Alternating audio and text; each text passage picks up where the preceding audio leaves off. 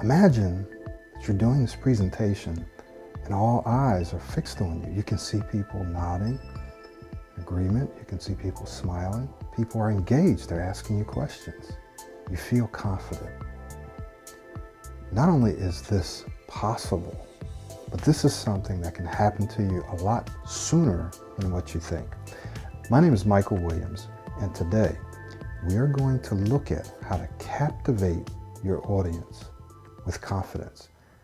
Now, it might seem obvious as to why you'd want to do this, but let's talk about some of the benefits of being able to captivate your audience with confidence. Some of the benefits include things like greater career opportunities. I was looking at a job description not too long ago. It was for like a database programmer. And one of the things, or a few of the things that they had in there under communication is that this person, now listen, this person should be able to communicate with inflection. They should be able to communicate with authority, that they should be able to capture and hold the audience's attention. This is for a database programmer.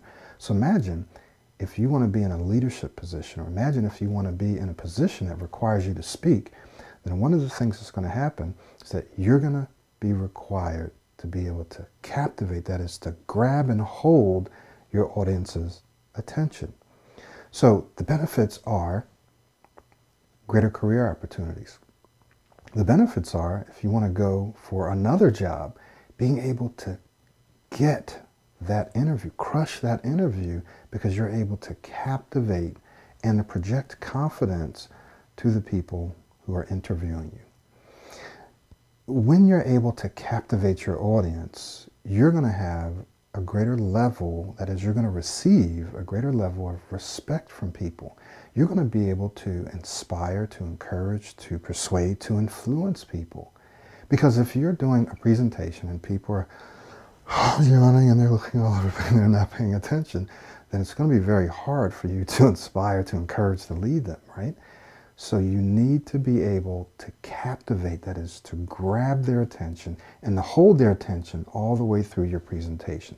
Now let's be realistic. It doesn't matter how good you are. People's attention is going to faint. It's going to go over here. They're going to be thinking about different things no matter how good you are. And that's just normal. However, there are some things that you and I can do to hold people's attention for as long as possible. And that's what we're going to talk about today. And some of the things that we talk about today are not going to be so obvious to you. So again, we're going to look at how to captivate your audience with confidence. Now, we've already kind of described captivate to a certain degree, but what do we mean when we say captivate? What we mean is we say that you are able to connect with your audience, right? You're able to grab their attention and to hold their attention throughout your entire presentation. And a part of this has to do, yes, with your speaking style. That is the way you speak, the way that you articulate. Are you speaking in a manner that's clear, where people can understand what you're saying? If you're mumbling or you're speaking too fast and they can't understand what you're saying, you're not going to be able to what? Captivate your audience, right? So you need to be clear. You need to be able to speak in a way that's compelling, right? So in other words, the things that you're saying needs to be relevant and of interest to your audience. It's how you can captivate and hold them. And you need to be able to project a sense of confidence where people believe that you know what you're talking about. Because if you're unsure, then it starts to become uncomfortable for the audience and for you. So essentially, when we say captivate, we're talking about being able to grab and hold the attention of the audience. Now, what do we mean when we say captivate the audience with confidence? And this word confidence is absolutely fascinating, right? So let's dig into what we mean when we say confidence. When you speak with confidence, you are going to be speaking with, and I want you to take a look at something with me here. You are going to be speaking with authority. You're going to be speaking with authority. So let's talk about this for a few moments. How you and I can speak with authority, and what does authority actually mean? And how do you get it, right? So if we're saying that if you want to captivate your audience with confidence, that you have to be able to speak with, you have to be able to have a sense and project authority, then the question is, what is authority and how can you get it? How can you get it? Authority is when you have command, right? Authority says that you're in charge. Authority says that you've taken ownership of whatever it is that you're doing. Authority says that you are a leader, that you are leading whatever it is that you're doing. You're a person of authority.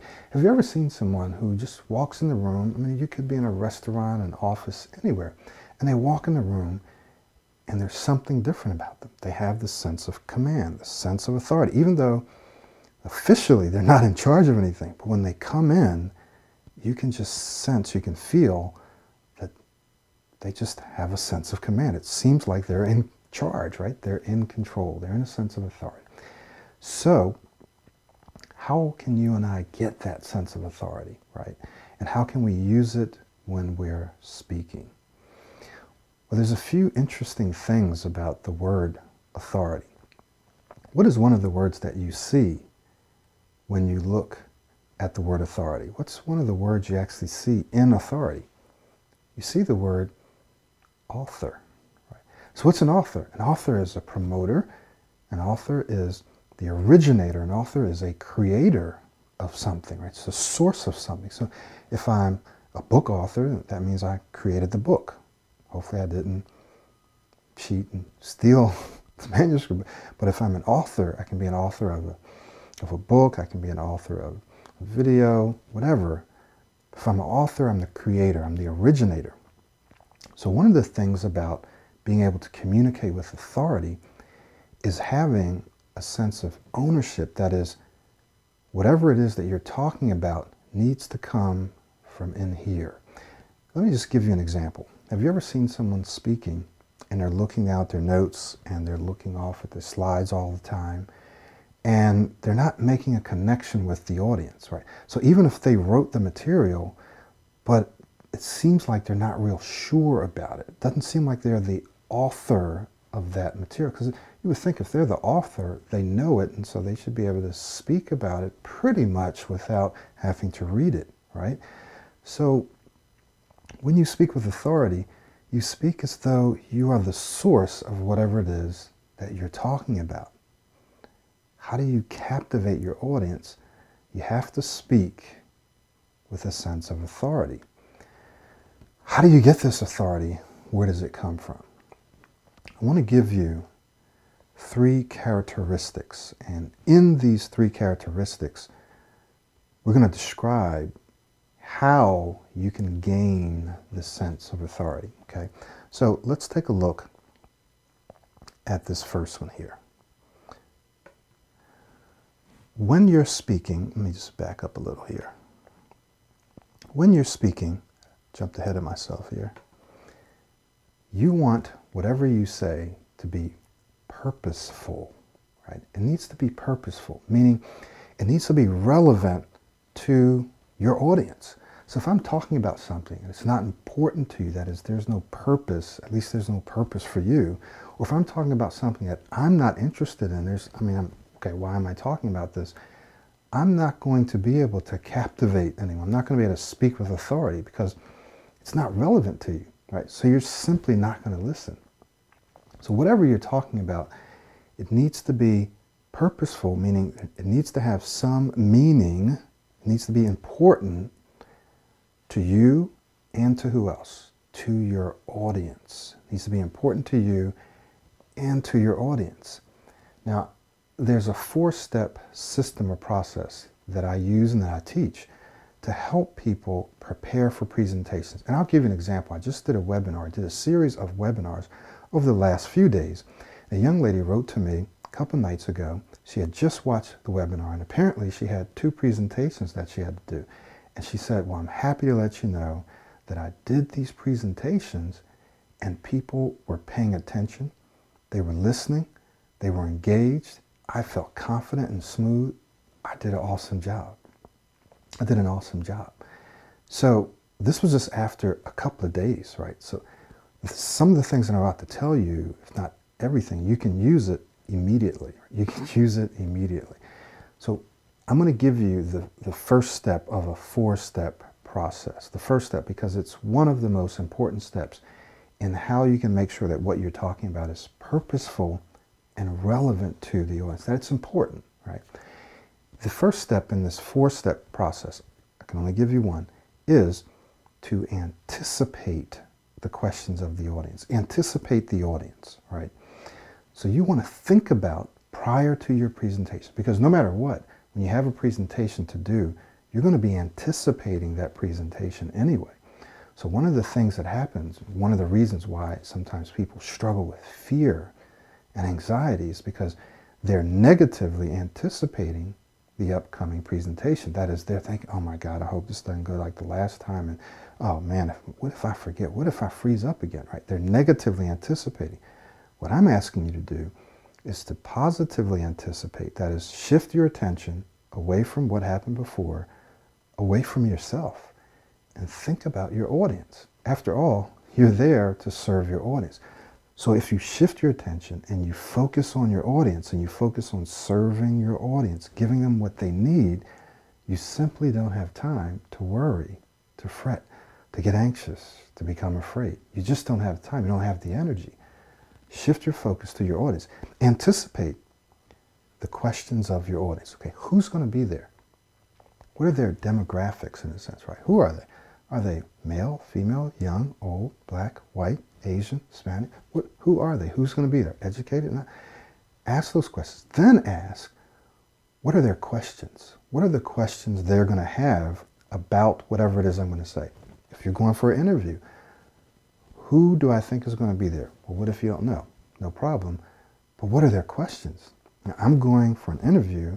What are some of the likely questions they're going to have for me? Think through the questions they're going to have and then answer them. Think through the questions and answer them. You can do this for every presentation. I work with people that are engineers, doctors, lawyers, registered nurses, PhD, scientists. Doesn't matter. You can use this process. So you can captivate your audience by making sure that whatever you present and that the way that you present is purposeful, that it's meaningful to them. How do you do that? You anticipate their questions. You anticipate their informational needs, the gaps in their knowledge. You anticipate it, and then you address it. You answer it. All right. The second characteristic, second thing that you want to do is make sure that when you're presenting, it's personal. It's personal. So there's been times when I've had to discuss something that maybe I wasn't as excited about as I could have been. Just was something I wasn't excited about. But what I had to do is, so that I wouldn't bore myself and therefore bore others, I had to find something in that content, in that material, that was personal to me, something that I could get excited about. So whenever you're presenting, find something that's personal. That is, where you've had some personal experience with it, or where you have some personal knowledge of it. Because when it's personal, it means you can talk about it with a greater sense of authority than if it's not personal. If it's not personal, if I haven't had any personal experience, if I really don't have any personal knowledge of it, then I'm talking about it like it's out there. And therefore, I'm not going to project the same kind of authority, authorship, ownership, as if I have some personal experience. So if you can bring in examples or stories of things that have happened to you that are related to whatever you're talking about, or if you can bring in stories from other people that you're aware of, right? You can bring those stories in. If you're interviewing, talk about something that happened to you personally or something that you're interested in personally. Bring it home, make it personal. If it's personal, what's going to happen is you will speak with greater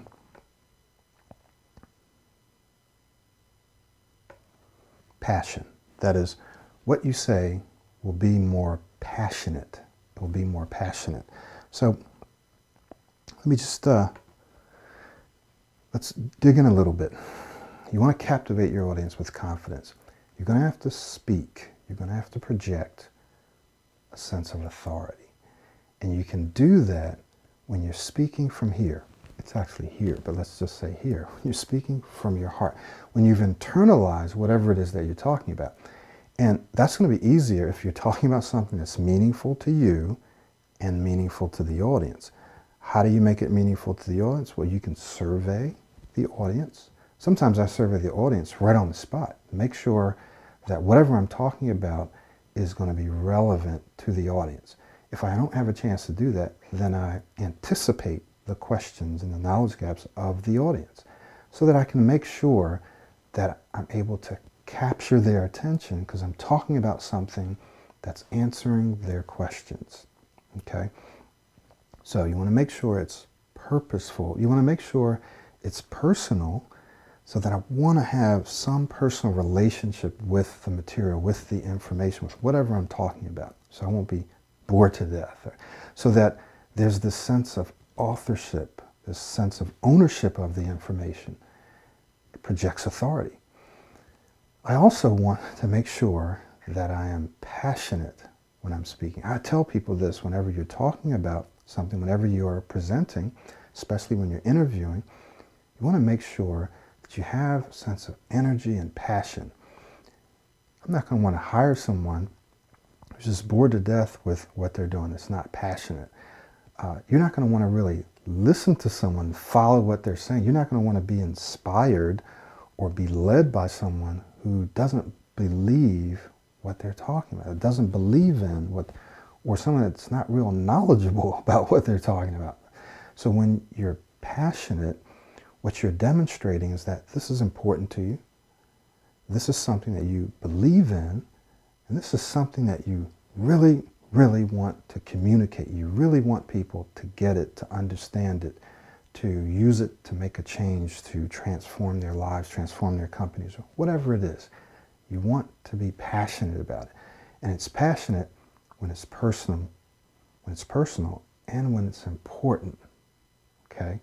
So you see how those things all fit together. And do you see how when you communicate something that you've authored, that you've created, that you've internalized, you will be able to captivate the audience. Now, one other thing that I'll mention before we close is that the way that you can, even to a greater degree, captivate your audience is you want to have a speaking style that allows you to do that. And so in some of my courses, in the Pro 90D 3.0 Focus training courses and or coaching, we work on helping people create a speaking style that is able to capture the audience, right? That's able to help them communicate clearly, compellingly, and confidently. Okay? That's what we do, a speaking style. The second part of that is we help them work on the way they structure their presentation, the whole process of creating and building and then presenting whatever it is that they want to talk about. So the way that you structure, the way that you prepare for your presentation, remember the first step is to do what? Starts with an A. Anticipate. The way that you anticipate, that's a part of preparing for and creating your presentation because you're thinking about the audience, you're thinking about what they need, you're creating questions, which is kind of your outline, and you're answering those questions. By going through this four-step process, of which I've given you one, you're able to internalize your presentations. Just like I'm speaking now, I'm not using any notes. I could speak for 10 minutes, 15, 30, 45 minutes, an hour with very little notes, or sometimes with no notes at all, be perfectly organized, and hopefully be very relevant to the audience. Why? Because of the process that I've used. It's not because I'm so smart. It's because of the process that I've used to create the presentation. So when someone's speaking to you, and they're not looking down, they're like, well, number one, we want to be able to, hold on. Okay, want to be able to captivate oh man, what was the audience, right? I remember I was doing a workshop with a good friend of mine, and something similar happened where he had some slides going, and something popped up on the slide that he wasn't aware of. And he said, oh, and he said this out loud, oh, what is that? Where did that come from? It was really, really funny at the time. And it was like everyone was looking at it. It was like, well, you don't know what's on your own slides. And we both had a great laugh about it. These kinds of things happen sometime. But when you know what you want to say because you've internalized it and you're not surprised and you're not looking all over the place, then people see you as the source, as the creator, and they see you as being more authoritative, and they trust you and they believe you, and you're able to inspire them, you're able to lead them, you're able to encourage them, you're able to captivate them, right? So I hope that this has been helpful. If it has been helpful and you want more, you want to develop a powerful speaking style that's clear, compelling, and confident, and you want to be able to develop and organize, right, and prepare for your presentations in a way that projects confidence, in a way that you can speak with little to no notes, then please feel free to get in contact with me, because I've got some wonderful resources that can put you at the top of your game. When you are able to speak well, when you're able to communicate what you want, when you want, the way you want, clearly, when you're able to compel people, when you're able to communicate confidently, all the doors fly open, right? All the doors fly open for you. You want to start your own business. You want to serve people. You want to inspire people. You want to help people, teach people, train people, consult. Whatever it is, you need to be able to communicate well. So if you struggle with fear of public speaking, anxiety, even stuttering, I can help you. Thank you very much. I hope that this has been helpful. I hope that you're walking away knowing 3 specific characteristics that you can use and develop to help you captivate your audience. A quick review. What were they? Number 1, you need to be communicating something, presenting something that starts with a P. It is purposeful. Number 2, it needs to be personal. You need to have a personal connection with it. Or else, so what? And 3, what? You need to be passionate in your communication, right? Thank you very much, and I look forward to seeing you on the inside.